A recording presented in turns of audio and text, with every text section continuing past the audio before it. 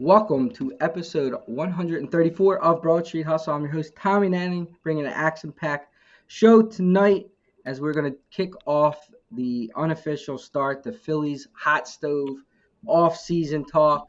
Um, First time we're doing it since the season ended. Then we're going to go into our NFL draft. So very, very late this year. Usually we do it to kick off the season, but due to scheduling, we're doing it now, so we have a lot of teams narrowed down. Then we'll preview the Eagles-Rams game, and then, of course, finish with our picks. Little housekeeping. We'll do our show next Wednesday. That'll be out prior to the kickoff of Thanksgiving, so we are going to probably talk some Thanksgiving Day games, maybe give out a Thanksgiving parlay. Let's go around the horn. Who we have tonight? I got Jason Seata. Hey, Tom, what's up? Jason. I got Jimmy the Chalk. What's going on? And we got Christopher Michael Meeker. What's happening? All right, before we get into Hot Stove, don't forget about our sponsor, Giovannina's Pizza. You tried the rest. Now try the best. And exclusively getting an early bird Black Friday deal from now until the end of the year. Anytime the Sixers win a game, it's a buy one, get one free pizza. Just type in blow it up in the coupon code for your free buy one, get one free. Probably won't get a lot of pizzas until now until the end of the year, but they are running that special. All right, Phillies Hot Stove. All right, so the way I have it set for you guys, we're going to do it in kind of three different ways. We're going to talk about what do you want the Phillies to do? Everybody's going to go. Then we're going to do what do you think is more realistic, or what do you think the Phillies actually will do? And then we'll just do general rumor talk and any other if Meeker has some. I know he always has a couple things to throw out to finish it off. So first we're going to do what do you want the Phillies to do? Now this can be unrealistic to an extent. Obviously it can't be like get, Ohtani and Trout but what do you want them to do? Jason, start us off. Well, I want them to get a closer, right? Okay. I want them to get a left fielder, and and I want them to get rid of Taiwan Walker. But I'm not sure if I want them to bring in another starting pitcher because I'd like to have Painter be the fifth starter. So that's what I would want. All right, when you say closer, do you have somebody? Yeah, I'd take one of the Houston closers, Josh Hader, more than Presley probably. Hader. I don't know if Mason Miller, if Oakland would make him available. Something along those lines. An established closer. And how about left fielder? Do you see Marsh in a platoon role, or you want? I would be done with the Marsh experiment. Like I'm over him. He would be gone. I like Teoscar Hernandez. I like Anthony Santander, however you say his name. There's other names out there. Obviously, I would love Soto, but that's not happening. Tyler O'Neill, I like him. I just think he gets hurt too much. So I would want somebody who's going to be healthy. I think Hernandez will cost too much. I think Santander, however you say his name, is probably the most reasonable. Don't you think with him, though, you get what you've got in the rest of the lineup? Not Mars, but you're getting another strikeout. Yeah. Listen, Jerickson Profar's out there. Maybe he's more of a guy that is going to, get on base and hit for more average.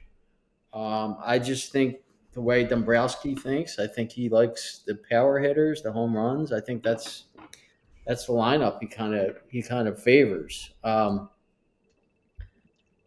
just want stability in that position. Marsh strikes out entirely too much for the production he gives you. Austin Hayes. Listen, if they brought back Hayes as a cheap outfielder, I'm fine with that because I think he had issues that kind of caused his performance to be terrible, and I think he would be value if you bring him back for cheap as an extra outfielder or something. But I want a guy who's going to play there 140 games a year. Okay. Meeker, as Jason always says, you are a baseball guy, not a football guy. So we're going to give you the Not floor. really any other sport guy, but baseball is We'll give you the floor next on Go what do for it. you want the Phillies to do. This might be a little pie in the sky and it might be far fetched, but I thought about this, knowing that we were going to talk about this tonight. And, well, during the season last year, in the middle of the year, the Astros were out of the playoff race and they were dangling Kyle Tucker out there. Now, they got back in the playoff race, they clawed back in, and the Kyle Tucker, talk kind of went away.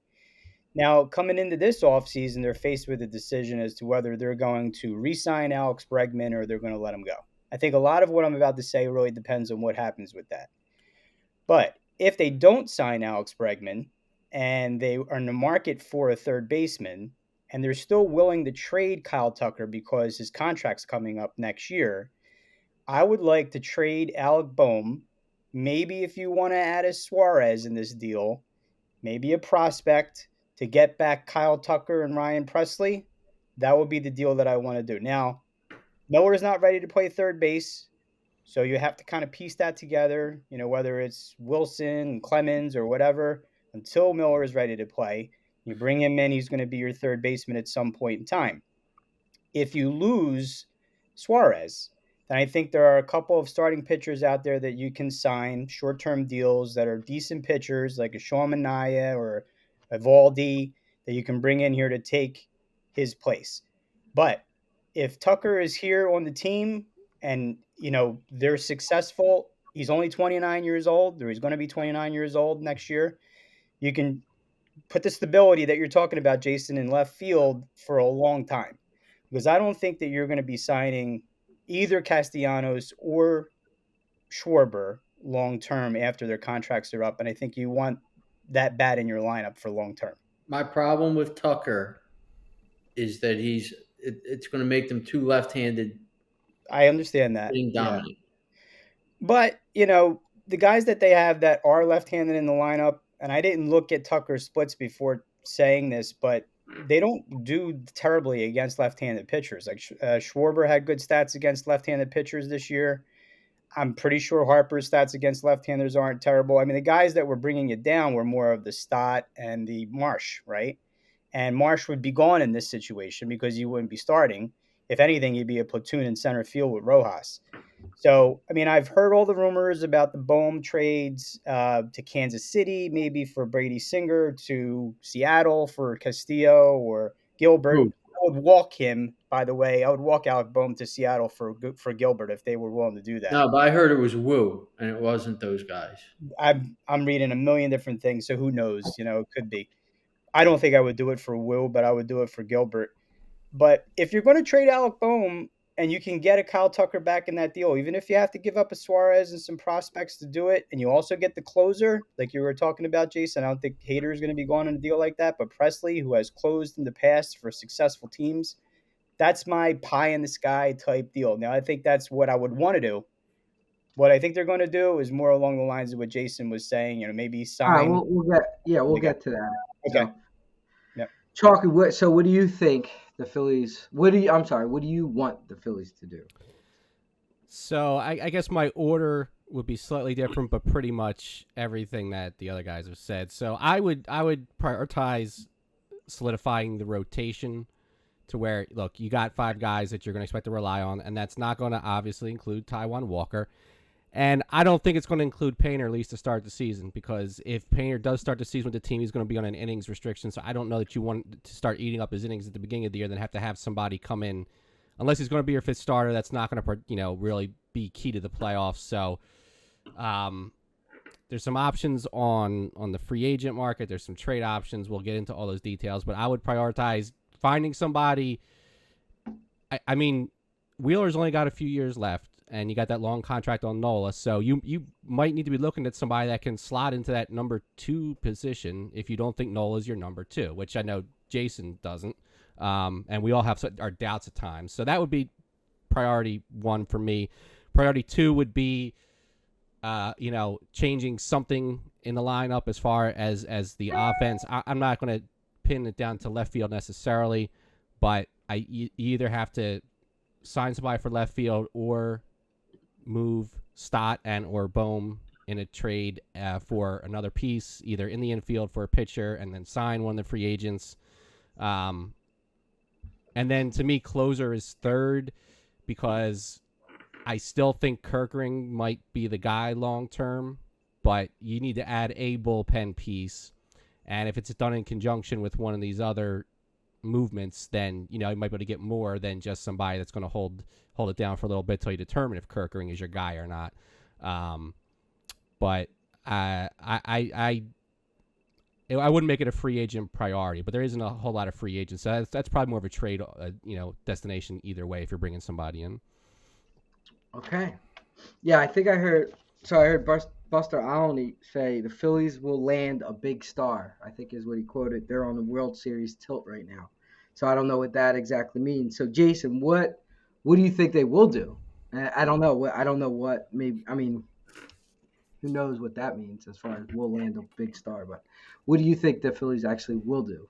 What's Yeah, more I mean, I really think that they're looking to trade Bone. I mean, from everything I hear, and from the way Thompson treated him in the playoffs by benching him and like he just seems like he's immature, like he's a petulant. there's reports coming out that even the benching wasn't around like his play. It was around the Being a you know, petulant, yeah, yeah, I think he has like issues with like stuff in the city. There's all kind of stories about him doing things and yeah, like partying and girls. So I just think he's like yeah. just So bringing it all to the field. yeah, I think they're going to trade him. All right, and then so Meeker alluded to them. The rumors I heard were to Kansas City for Brady Singer. Yeah, that's the one Like I read today. he's like a number 3 type starting pitcher. To Seattle for Brian Wu, who's probably similar, like a number 3 type. And then the Houston rumor was to Houston for Presley and their top prospect, who's an outfielder named Jacob Melton. So that's interesting because now you're Yeah, getting you think Bohm gets back a top prospect? I mean, Bone. guys, Yeah, you think because I mean, if you're getting Presley, I mean, he's a decent closer, but he's not like a star.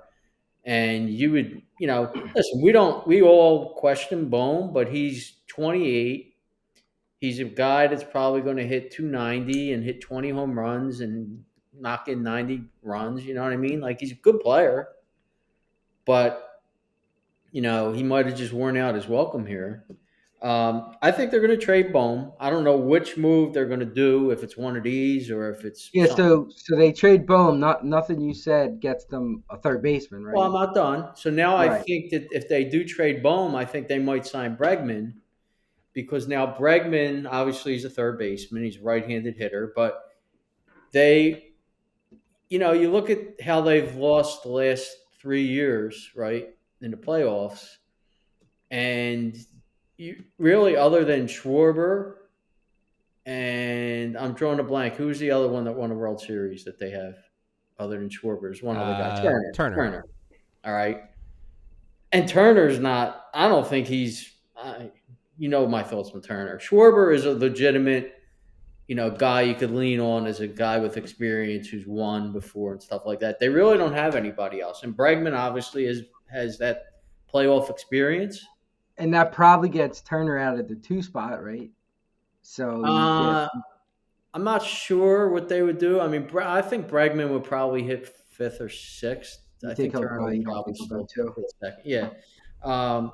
So I think they might do that. I do think that they're going to get an outfielder, and it's probably going to be Santander, right? Because I hear a lot of smoke about that.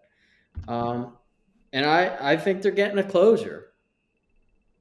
I don't know how, but I think they're somehow getting a closer. There's no way they're going into the season with a bullpen that totally pooped the bed. Well, yeah, are they signing Hoffman? No, I No. don't think they're going to bring Hoffman back. And He's do going to they want too much sign money. And I like Hoffman, but he's going to want too much money. And he's talking and about do they starting. sign He's talking about trying to start Estevez? again. So He wants to start again? mhm. Really? Yeah, that's a Michael Lorenzen type deal to me if that's going to happen. But Yeah, there's no way. Listen, I like Kirkering too. I still think he's too young on a team that's a contender to be your closer. Um, I think you need a legitimate closer. So they're going to get a closer. I don't know who they're going to get. I don't know who Okay. they're going to get, but they're going to get a closer. All right, Chalky, how about you? What do you think the Phillies will do? I think they're. I think their plan for the big move is to trade for Crochet. I was listening to a podcast this week, and Amaro was on it, and it was Amaro, Jim Salisbury, and might have been Gelb or somebody else. But one of the things Amaro talked about was he started laying the groundwork for the Roy Halladay deal 3 years before it happened. Now, we know that the Phillies were in on Crochet heavily over the summer. Didn't get done, but we never heard about the Halladay stuff until the year before, that summer before. They ended up getting Lee instead of Halladay, but those talks already began. I think they find a way to close that, assuming that Painter's the one untouchable, it sounds like. So as long as Painter doesn't have to be part of I that thought deal. I just read though he didn't list the Phillies as one of his landing spots, like a team that he would want to go to or land on. That I don't know, but I think the Phillies. I think that's their plan. That's my guess. That's plan A is trade for Crochet for. Let me ask you this, Talkie. If they do that, do you foresee them not bringing Suarez back, or like what? How do you So foresee? I mean, here's I mean, Suarez might have to be part of that deal, or it depends how much else you're willing to do versus free agent versus making trades. So okay, you trade for Crochet. If you want an outfielder, maybe you sign Santander. Now, are you trading Bohm and Suarez for Arenado? Or are you moving Stott and Suarez for Arenado and trading Bohm for something else? So, you want to get really creative? You could sign Bregman to play shortstop, move Turner to second, and trade Stott. I think Stott actually, in some ways, might have a little more value depending on the team than Bohm because he's got a couple extra years of control. He's a little bit younger.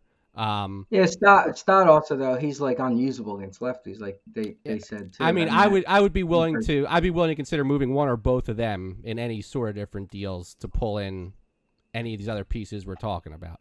So, and I mean, relief pitchers.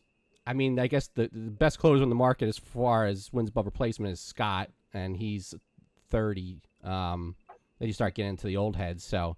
He's possible. Yeah, I mean Scott. If you're not going to trade for a big name, I guess I would be fine signing Scott. But I think they're. I agree with Alney. I think they're going to try to make a splash, and it's not going to be Soto, because the Mets will outbid everybody for Soto.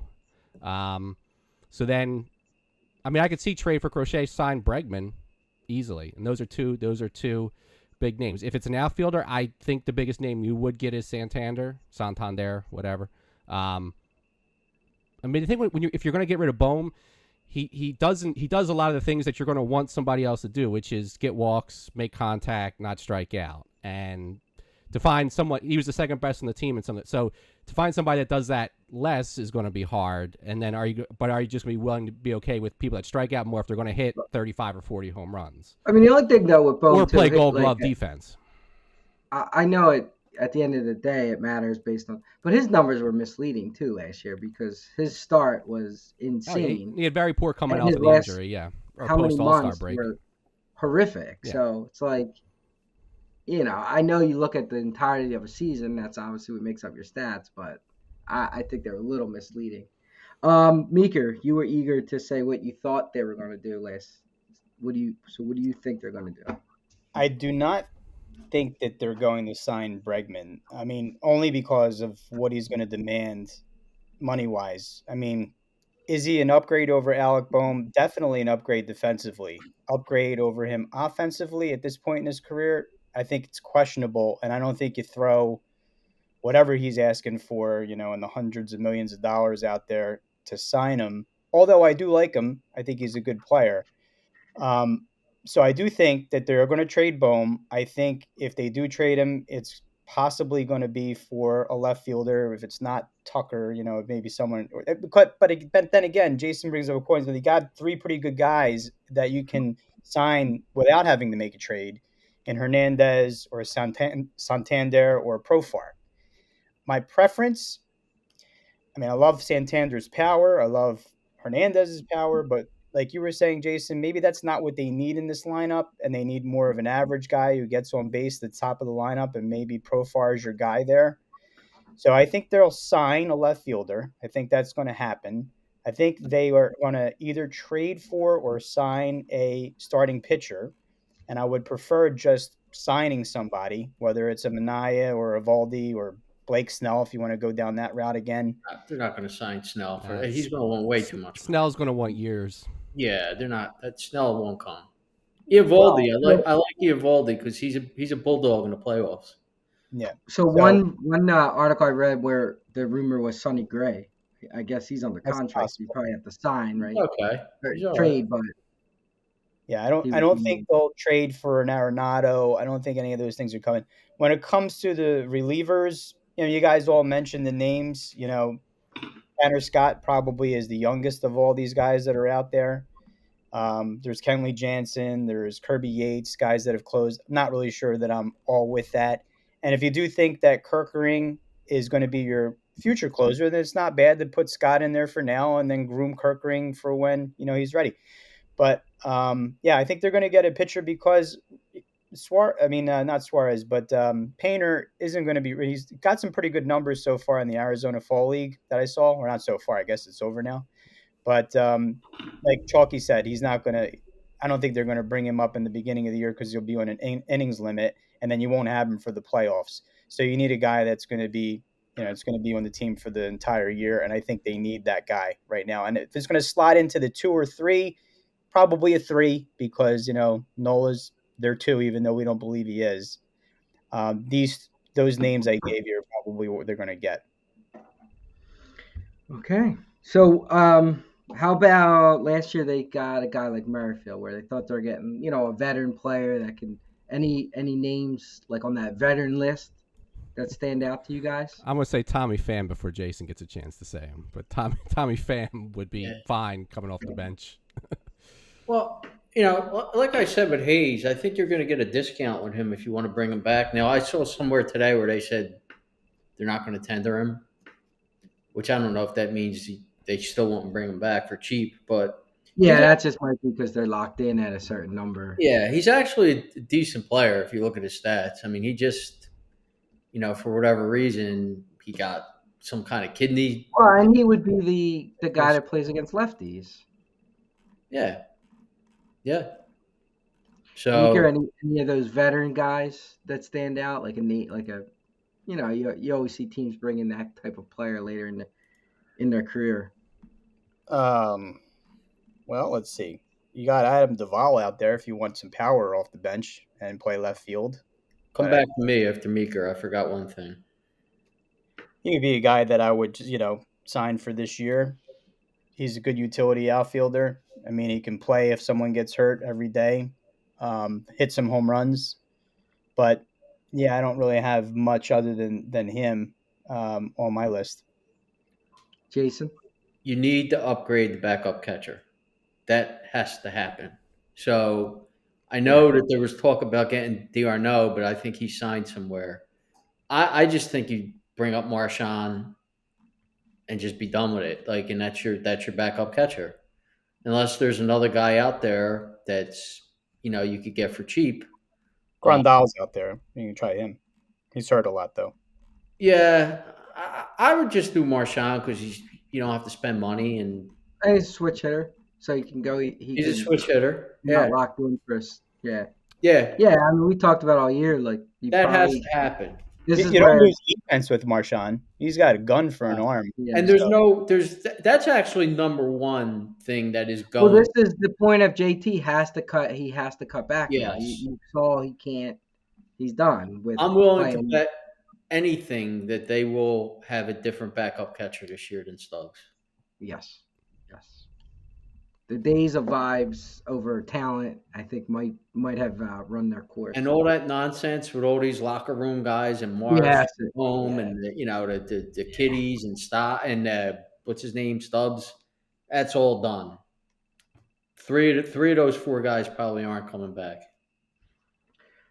All right, and the last thing for me, before I if anybody had anything, do you see any positional changes? Do you see a Turner moving? Do you see a Harper going back to the outfield? Anything that you can see, changing? I mean, you look at a guy like Betts, who has played how many different, even this year, he's still playing multiple positions. Yeah. So you still think everybody's just locked in? Turner's going to be your shortstop, blah, blah, blah. Yeah, I mean, I think in the long run, it would be. I think I said this before. In the long run, I would love to switch Turner and Stott. I think Stott's a way better shortstop than Turner. I just don't know how good Stott is at shortstop. Like, he might be better, but is he He's better? He's better than Turner. Okay, but is he better enough to do that change that might now piss Turner off? Yeah. Yeah, I would almost rather see them bring in a somebody and move Turner to the outfield. Yeah, right, exactly. Yeah, I'm not as convinced as you that Stott's this, Ozzie Smith at shortstop. And I know you're not saying he is, but I'm just saying I think he's better, but he's very good at second base, so just leave him at second base. Yeah, I mean, he is good at second base, and you don't really want to compromise that position, but shortstop is a more, important position on the field. And we've seen how many times Turner has cost them games at shortstop. I don't think he's a good shortstop at all. Yeah, but it's to Jason's point. If that move happens, it's not what Turner necessarily wants. So you're taking the risk of, definitely pissing Turner off, pissing whatever. Not that it can't happen, but so it needs to be an upgrade. Like, it has to be something that's going to really help the team, because you don't know where it can go. With respect to Harper, I mean, I don't see him ever going back to the outfield. I think he's a first baseman for the rest of his career, if not a DH/first baseman. I think you'd have to you'd have to have the chance to get a really good player that can only play first base to want to move him out at this point. He was a Gold Glove finalist, and he's not going back to the outfield. So, if anything, he would be a DH. Yeah. So if probably once Schwarber's gone, that's probably the move that they I think so. Make. The one other veteran guy, I was serious about Tommy Pham, but I did have another name on the veteran. He's still a little bit on the young side, and he's probably going to get more years than you want to give. But if he hangs around out there, I wouldn't mind taking a flyer on Verdugo. I think he's going to get 4 years from somebody probably, but if he's out there, he's a lefty, but I think he's got some potential still, even though he kind of flamed out in the middle of last year with the Yankees. But if you can get him on a shorter term, I wouldn't mind taking a flyer from him if you strike out on any of these other big moves for the outfield. I know Sal absolutely can't stand Verdugo, and he's a big Yankees fan. Like, I don't think he can hit. Like, if you're bringing him in as a fourth or fifth outfielder, okay, but yeah, I'm not saying he's your left field answer by any means, but I didn't watch him every day last year like I guess Sal did. Yeah, but, he's an automatic out. He basically is an automatic out. Yeah, he did fall apart in the second half of the year, but he's had some pretty good, decent enough numbers, better than what Marsh is giving you, which maybe that's not high praise, but but that was just a thought if he's out there long term. And then actually, I did have one more. Any of these guys, like anything in the system that's ready. So you guys touched on Painter, but Abel I saw made the 40-man roster. Some of the young positional players, like do you foresee anybody starting the season or maybe coming up halfway through the season that can make a difference? Well, not starting, but Painter will pitch for the Phillies this year. Yeah, I mean he won pitcher to whatever. Yeah, and he's totally back. And there might be an innings restriction on there. I'm sure there's. Yeah, there's going to be. Amaro said that he doesn't anticipate them making him the fifth or fourth starter for the whole year because of an innings restriction. But another thing he pointed out, which could be seen as good or bad depending, I guess, he said that Arizona Fall League, traditionally teams don't send their best pitching prospects out there. They send their best hitting prospects. So his competition for pitching wasn't that strong, But the flip side of that is he pitched well against other teams' best hitting prospects. So the fact that he did well, it still holds Yeah, I mean, some water. I don't think anybody's going to argue that Painter's doesn't on track to be a special player right now. So, Yeah. any of the young positional players, I mean, Meeker touched on Miller's not ready, and I mean the Crawfords. I don't think any of your top guys are going to be ready this year. Maybe like emergency call if somebody goes down, but I think other than Painter, most of your quote unquote studs are at least another year away. I wish Crawford was ready because I think that would change maybe some of the mentality of what they would do. But I don't think he's going to be ready until 2026. Yeah, Crawford's a name that's been floated around in some trade rumors. That he's like a guy that they would part with. Yeah. All right. Yeah. Nah, unless you guys have anything else. No, I'm done. All right, let's move on to our NFL draft. We did the order off camera. So we'll go as Chalky, Meeker, Jason, and myself. We're doing 4 rounds, so everybody will walk away with 4 teams. Top 16 win the Super Bowl, as we do with every sport. Whenever you guys are ready, Chalky, you're on the clock. All right, I will go with Detroit. Meeker. I'll go with Kansas City. Okay. Jason. You're really going to make me pick this team that I don't want to pick because I don't believe that their quarterback could win. But I don't know if Josh Allen could win either. I'm going to take the Ravens. I don't believe it, but I have no choice at this point. Yeah, I'm forced with all teams I don't like because I actually think Detroit's going to win it. But Detroit's going to win the Super Bowl. Yeah. So I'll take Buffalo, which I'm happy about because I did not want Baltimore, but I was going to be forced to take them. You were going to have to take them, right? I would have taken them. Now, would you have taken them over Buffalo? Well, I have 2 picks. I understand, but I'm saying if you I would have taken Buffalo. I just cannot take Lamar Jackson. Okay. Did you see I that agree, game? but Did you see his 2-point conversion? I mean, last week. Listen, you're preaching to the choir. This next pick, I can't do it. I can't take the Eagles. God forbid. They're all bad. Let's look at some of the. Christ Almighty. Give me the Eagles. I mean, I the rest of I don't like any of the other teams. It's probably the right pick, though. I'm taking the Packers. Yeah, that was the other one, but I don't know how much I believe in Love. Listen, we all think that Detroit Lions are winning the Super Bowl. And if not, it's probably the Chiefs. So, I mean. Is that Chalky? No, me. Me? Yeah. Are you going where? I am going to hope that San Fran gets it together, and I'm going to take the Niners here. Houston and Chargers. That's the order. Yeah, I'm off Houston. Oh, I'm off them too, but I mean, who's left? I got a sneaky team, but their quarterback's a joke. Meeker, you're up again. I'm going to go with the Steelers. Not one of them. I don't think the Steelers are going to win tonight. So this is me, right? Yeah. I know who you're going to pick, Tom. I'm not picking them because it's good. So I'm going to take the Vikings, but I don't. No, that's who I was going to pick. I was? Yeah. Oh, I thought you were going to pick somebody else. No, I mean now I'm probably forced to pick somebody else, but that was who I was going to pick. I will take Arizona. That's who I was. Nah, I was going to go Min Arizona, but Min was. But I figured you were going to take. I thought you were going to take Arizona. Oh boy. Give me Denver.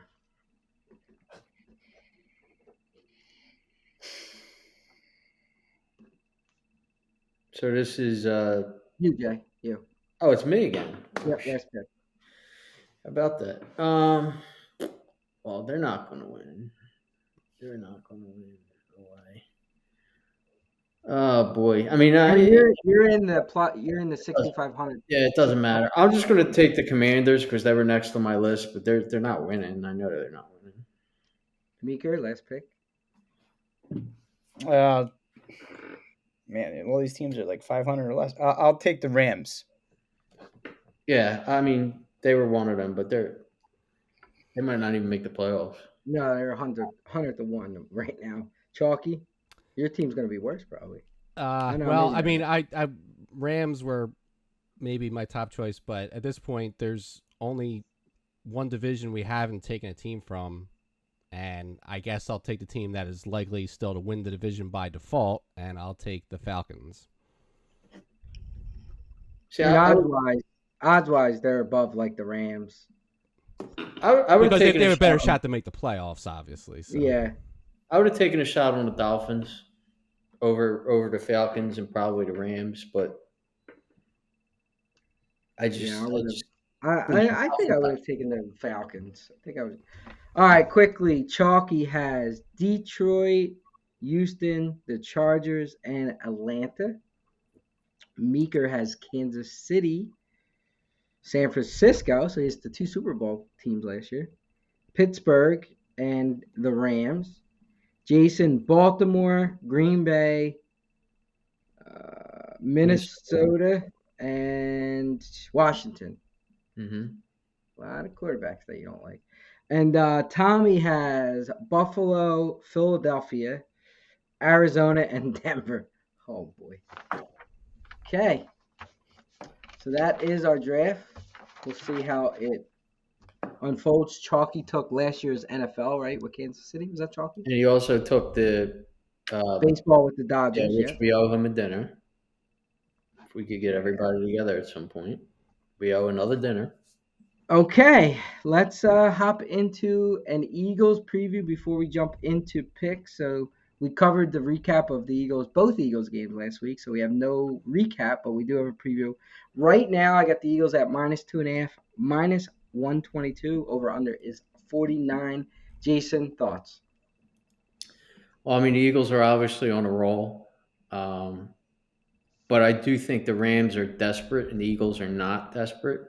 Right in this game, and then I was looking at stats. Right, I was looking at points per play and all that kind of stuff. And the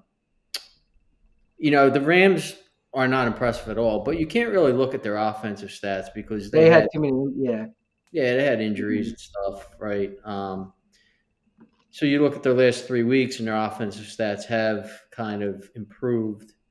Eagles' defense in the last 5 or 6 games has been really good, but then you look at who they've played, and since the bye, they've really played really trash quarterbacks other than Burrow. You give them Burrow, they play Burrow and beat him. Well, Daniels, Daniels was hurt though, and it was a short week for a rookie. That's a tough game for a rookie there. I think it's going to be a high-scoring game. It's in a dome. I think the Eagles' offense is going to be able to score in the Rams. I think the Rams are going to put points up on the Eagles. I'm going to take the Rams 27-24. I think the Rams are going to win. Okay. Chalky? Yeah, this will probably since Higgins didn't play in the Bengals game, this is probably the best wide receiver duo that the Eagles defense will end up facing this year since Puka and Kupp are both back and healthy. Skill position all around, right? Williams. I mean, it's the best skill positions that they're going to play against. I think so. The Rams line is nothing. Offensive line is no great shakes from what I see. So the defense has been able to get, has been successful in getting pressure. So that'll be key, obviously, to be able to do that. Because I think the Rams defense will get pressure. They've got, I don't know where they're ranked as a team, but they've got a couple guys that are, 5-6 sacks that have really been playing well lately. Verse right now, I think, is the favorite for defensive rookie of the year ahead of Mitchell. But after last week and another good week, like the Eagles defense is getting hyped up. So this is going to be, I mean, these receivers against Mitchell and Slay and DeJean, that's going to be the focus. So, I think the Rams were going to have more success offensively than these other teams have had. Stafford can still be turnover prone, so I think the Eagles will force at least one turnover. And the home field advantage isn't really a home field advantage for the Rams, just other than making the other team travel across the country. I'm going to say the Eagles squeak it out 27-26. Okay, Meeker. Yeah, you guys touched on a lot of things that I guess I was going to talk about. I can't really figure the Rams out this year. I mean, of course, they've had their injury problems, and that's maybe the reason why they're a 500 team. But they have talent on both sides of the ball, but just haven't been able to pull it all together. Stafford had a pretty good game last week against a bad Patriots team, but the one thing is he didn't get sacked all game, and so I think one of the biggest matchups this week to watch is the Eagles' defensive line against the Rams' offensive line. He hasn't been sacked in the last 6 quarters. So I think if the Eagles get pressure, Stafford's not the kind of guy that's going to, he's going to extend plays with his legs or anything like that. And, if we get him to rush throws, then that might be the reason why that they can force a turnover here or there. But again, you talked about it. This is skill position wise one of the best teams that, now that they're healthy, that the Eagles have faced all season. So it's a test for Slay and for Mitchell, for the defensive backs, which the Eagles have been on a roll, defensively when it comes to their pass defense. On the offensive side of the ball, they do have some good talent on the defensive line, the Rams, so they will get pressure. So Hurts needs to get the ball out quickly and run if the play isn't there, and don't hold the ball and then throw picks, that he hasn't really been doing, in this run that they've had. They have a pretty decent rush defense.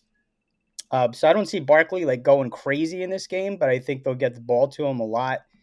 The Rams are not good against passes to running backs. But I think that, like Jason said, the Eagles aren't desperate. The Rams are kind of desperate. And I see the Rams winning this game in a really close one, 23-22 is going to be my score. And maybe because they force a turnover and that changes the game and swings it the Rams' way. But I can't. I mean, it's not a cop out, but I can see the Eagles winning too. But I'm just going to pick the Rams in this one. I just have a hunch that they're going to win this one. Yeah, I'm not as big on the desperation. I've seen I watched week 18 where a team plays no starters against a team that has to win, and they lose the game. I don't know how much that factors in. So I just think the Eagles are a better team right now than the Rams, and I think they're a better team by more than 2.5 points, which is what the line is. I also think that line's going to go to 3 before Sunday, at kickoff. But I don't think the home field is an advantage, like Chalky said, for the Rams. So I have the Eagles as not a touchdown, but a 4, 5, 6 point team better without the home field. So I give the Eagles the advantage. I have the game 30-26, so winning by 4, covering the 2.5, 3, whatever it may lie. I just, something about, like Meeker said, something about the Rams. I was high on the Rams coming in. They never came back to the Sean McVay types of teams like we thought. I know everybody thinks McVay is this genius, but I don't know anymore. He just looks like another guy that has a good offensive coach, but nothing special. It's their pass defense. Their pass defense is really bad, and the injuries may have caused them to lose 2 or 3 games. We'll have his stat for you. Not that, a lot of this is when he was playing for the Rams, but Stafford is 4-2 lifetime versus the Eagles, 12 touchdowns, 1 interception. Now, granted, a lot of these games were when he was playing on the Lions, who are a bad team, but he's still against guys that are now retired. Eagles have won 6 straight in Los Angeles. Let's go. Yeah. Let's go with that stat too. For 15 years, that's it doesn't quite translate. The game that they did play when he was on the Rams, they lost. But he had a decent game. They didn't score any points in the second half, however, in that game. Yeah, I don't know. I just don't. I just don't buy the. I just don't think the Rams are as good as I thought they were going to be. Coming in, and Stafford is just like getting older. He's getting more and more injuries every game. He's got some limping off the field with a new injury. Um, so I think as the season progresses, he could start to slide a little more. Um, so yeah, I got the Eagles 30-26.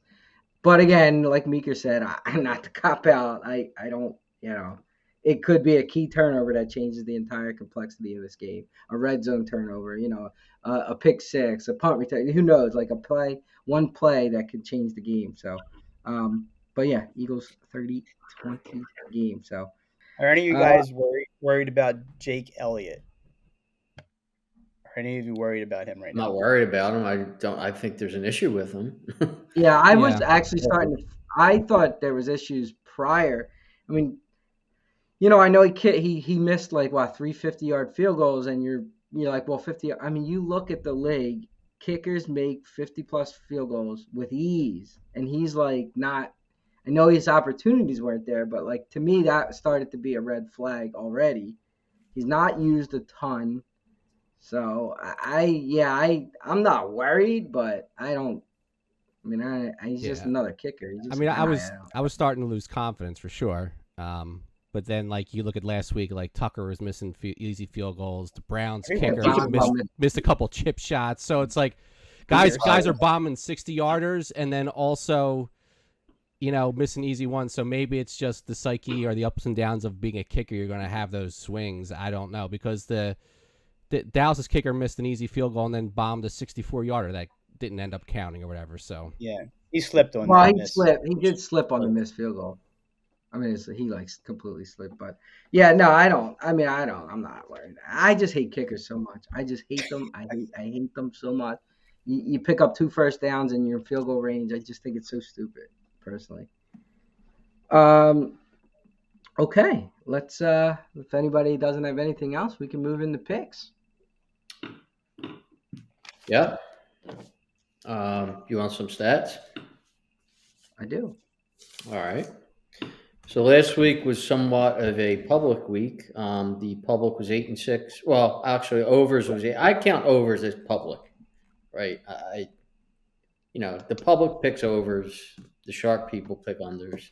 But anyway, so overs was 8, unders was 6. And against the spread, the public went 8-6. So on the year, it's 81 over, 82 under. Public is 82 and 83, so just about 500 both ways. We had a 6-6 week, but as a group, that's because Tommy was 3-0, so he bounced back with a 3-0 week, Finally. and the rest of us went 1-2. So Tommy won his best bet on the Chargers, which is also goes with our stats, me and Tommy, that we're now 21-7 when we have the same pick. Same best bet or same pick? Hmm? Same pick, but isn't he with best bet? It's even better, I think, isn't it? That's right. We both had best bets. I didn't realize that. Yeah, I'll have to look at that. You're right, though. You are right on that. He had the Bills, which was a good pick. They won outright against the Chiefs, and then he had I the saw a Broncos. stat too in that game that they at no point did they ever have. You know how they like changed the percent less than a 50. Like they always had a greater than 50% chance to win the game. So at no point did Vegas, did the numbers Yeah, say they were going to lose the game. yeah. And then the Broncos destroyed the Falcons, so that was a good pick also. So Chalky was 1-2. He lost his best bet with the Browns, which was a pick I had, which was horrendous. But and then he lost his under, which was the pick him and Meeker both had.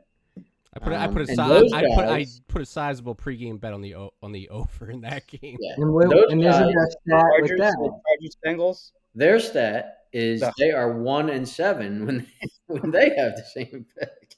13%, 12.5% actually. So not good. So if anyone's listening, or thousands of listeners, are probably rooting for you guys to have the same pick again. But anyway, then Chalky won his third pick, which he hardly ever does, but he had the under in the Titans and Vikings game. So he went 1-2. I went 1-2. I hit my best bet with the Chargers. I also had the horrendous Cleveland Browns, and then I got robbed in the Titans game because they stole a touchdown from me in the end zone, which made me 1-2. And then Meeker lost his best bet as usual with the Bengals and Chargers over or under. Meeker's best bets all time. Let's stop the show here and go to this.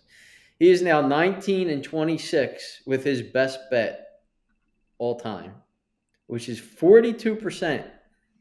Yeah, it's been rough. And by definition, best bet means the game in which you think has the highest chance to actually win, right? 42% minus 20% ROI. So when Meeker comes to you and says, listen, I have a game that you can't lose this week, get ready to lose 20 of your $100. Okay, so then he also lost with the 49ers, but then he won with the Vikings game that he was handed to by the officials who stole a touchdown from the Titans in the end zone. That was like in the first, second quarter. The game would have changed It after that. It was humongous play in the game. It was early. Yeah, it was early in the game. It was early, but it was a humongous play in the game. So on the year, Chalky is 18-14. As I'm watching the Browns give up a long pass, he's 18-14, positive $262, 56% win percentage, 8% ROI. I'm 15-17, loss of $354, 47%, negative 11% ROI. Tommy is 13-17, loss of $522, 43% win, negative 17% ROI. Meeker, 14-18, loss of $539 is 44% win, minus 17 ROI. As a group, we are 61-69, loss of $1,362, 47% win, minus 10.5% ROI. Our best bets, I'll just do overall. I won't do for the season. For the lifetime of the pod, I'm 26-18, 59%. Tommy's 24-19, 56%. Chalky's 24-22, 52%. Meeker, we already mentioned, is 19-26, 42%. So as a group, we're 93-85, 52% with our best bets in the pod.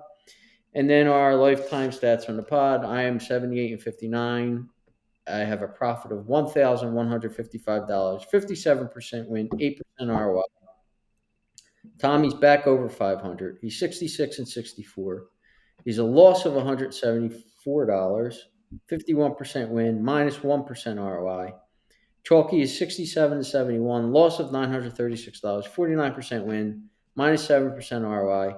Meeker is 64-70, loss of $1,224, 47% win, minus 9% ROI. And as a pod, we are 275-264, loss of $1,179, 51% win, minus 2.2% ROI. Okay. So as the big winner last week, I get to go first for the first time in a. I don't have my paper with my picks on it, so I'm gonna have to go get it. So I'll have Chalky take my place while I go get my paper. Chalky, go ahead. All right, my best bet is going to be under 36.5 in the Steelers-Browns game. That's minus 110. Is it Meeker? You should buy a half in that game. Buy a half. Yeah, can I get that to 37? Actually, I actually would have taken Cleveland if I was able to be honest, but. all right. So 3 sides this week. Wow. Chargers money line against Baltimore. That's plus 120. Green Bay -3 against San Francisco minus 108. Dallas plus 10.5 minus 112 against the Commanders. Uh-oh.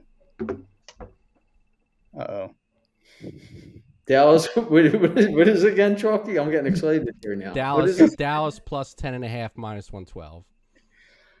Uh-oh. I'm getting excited. Call everybody. Tell them who to take this week. Well, Here it comes. you're up, so All Talk right, to well, us.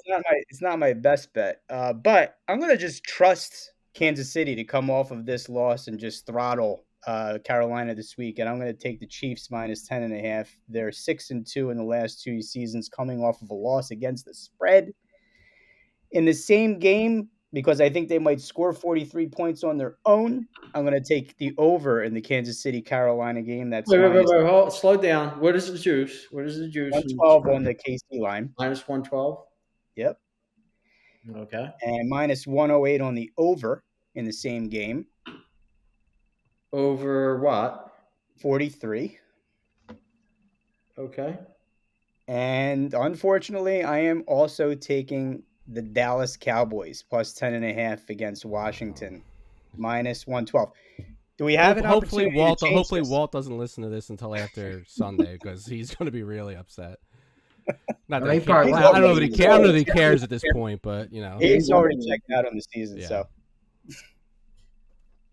So, actually, I got a stat for 2 of your games, Meeker, and 1 for you, Chalky.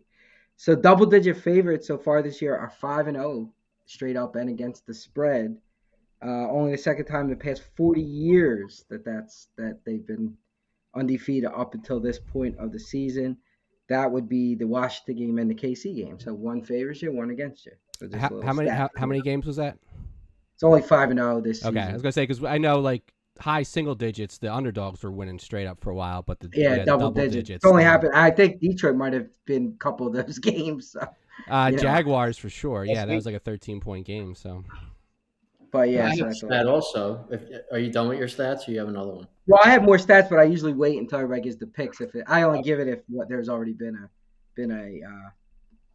picked, so it doesn't persuade anybody to make changes. Gotcha. So I'll give my picks now. So I have a little trend. I always like to go against the team the following week upon a blowout. Whenever a team puts up a ton of points, it always inflates the line the following week. So I got Las Vegas as +6 minus 116. Chalky. +6 minus 110. 110, okay. And they play Denver. Denver, as we know, I had as a pick last week. 38-6, they won that game. My second pick would be Indianapolis +7.5 minus 115. Chalky. Yep. Detroit blew out the Jacksonville Jaguars 52-6, and Detroit has their Thanksgiving game, which they're finally looking forward to as the Super Bowl favorites. And then my last one is the same as Chalky here, which I took it at 2.5 when I wrote it down. So I'm a little upset, but I got Green Bay -3 minus 108, I guess. I'll take the push there if that happens. Started as a San Fran favorite, moved to Green Bay. Public was on San Fran. Blah, blah, blah. Go ahead, Jay. So my best bet this week will be the Seattle Seahawks -1 minus 105. Chalky? Yep. I think Arizona is slightly fraudulent. I think Seattle's getting their players back, and I don't think Arizona is good as I think they're at the top of their value. Right, I think there's value here on Seattle being at home. And again, I just don't believe in Arizona that much. I think they're okay. I don't think they're a bad team, but I think they actually had some decent DVOA offensive stats, which I was surprised. Yeah, I mean Murray's playing well. I mean, I don't trust him to continue to play well, but he's playing well. So that's my best bet. My second pick will be the Panthers +10.5 minus 108. And the stat I have is Patrick Mahomes has never covered a double-digit spread in his whole career for whatever reason. Now, that's not the only reason I picked it. Obviously, I like that Meeker is on the other side. But obviously, I already made my picks. So, but no, Panthers are coming off the bye. The Chiefs are coming off this physical game against Buffalo, which was a big game, and now they're back playing, this Panthers team. What's going on here? Sorry, I'm watching a football game in the background. Anyway, so I don't know. Kansas City just doesn't. They just don't blow teams out. and I could easily see them winning this game, 24-14 or something like that, 27-17. When I first saw it, I was getting 11 points, but it changed before the show. So I'm going to stick with it. I'm going to take the Panthers there. And then my third pick is a pick that Tommy has. I have the Colts plus 7.5, minus 115. All the reasons Tommy said. The Lions have their Thanksgiving game coming. They're coming off a blowout. I don't think the Colts are that bad. Richardson actually played pretty well last week. And I just can't see the Lions keeping this up week after week. I think they're really good. And listen, they might make us look stupid with this pick. But I think the Colts, I think there's a ton of value with the Colts getting over a touchdown in this game at home. Yeah, I think that's the key, is that it's deflated to over. Yeah, listen, Lions probably win the game. But I do think it. I had Vegas and Indy, and I do think one of those two teams is going to win the game outright. I didn't have the balls to do a money line pick, but I do think it's probably Vegas. Obviously, would be the team, but What are they? 9-1 against the spread this year already? Detroit. Yeah, I think so. I mean, they're like 73% in the last 2 years or something. Yeah, there's something ridiculous. I mean, they blow teams out week after week. I mean, yeah, they also they cover spreads because they do not take their foot off the gate. Like they're in that mentality, like we're better than you. We're going to embarrass you. Just deal with it. And then the game being indoors, the Super Bowl this year, is going to favor them also. You know what I mean? It's like it just seems like it's their year. I mean, they haven't missed a beat without Hutchinson, which is crazy. And if he comes back, I mean, it just adds to it. Now they did lose Anzalone this week, which is going to hurt them. Yeah, I just think their offense has put so much pressure on the other opposing team's offenses that it's making their. Because even last week, their defense, like at times in those drives early on, did not look like. But then their offense just they score on every possession or 7-8 straight possessions. They had a touchdown. Crazy. Like both their running backs score every game. Yeah, it's insane. I just again, like a lot of the times I make these picks and I'm holding my nose when I'm making them because I don't pick with the public. I pick, Yeah. So some of the other trends that I wrote down that we don't really have involvement. Titans are now 1-9 against the spread. I don't care who they're playing against. I'm picking the other team against that team. It's the worst since the 2007 Ravens, and only the second time in 30 years teams start at 1-9 against the spread. We're going to see something that we've never seen in the regular season. Brock Purdy will be an underdog for the first time. He has 31 consecutive regular season starts where he was a favorite. He was only an underdog once. Anybody know what game that was? Not in the regular season. Yeah, the Eagles game. NFC Championship game. The Eagles game, which he got hurt.